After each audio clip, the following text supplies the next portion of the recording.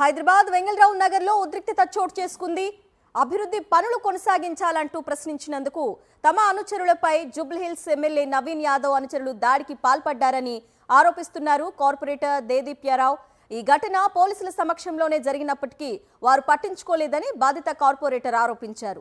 ప్రజా సమస్యల పరిష్కారం కోసం ప్రశ్నిస్తే దాడులు చేయడమేనా అంటూ కార్పొరేటర్ తీవ్ర ఆగ్రహం వ్యక్తం చేశారు. అభివృద్ధి పనుల విషయంలో నిలదీసినందుకే తన అనుచరులపై దౌర్జన్యం చేశారని తెలిపారు. దాడి దృశ్యాలు అక్కడి సీసీ కెమెరాల్లో రికార్డ్ అయ్యాయి.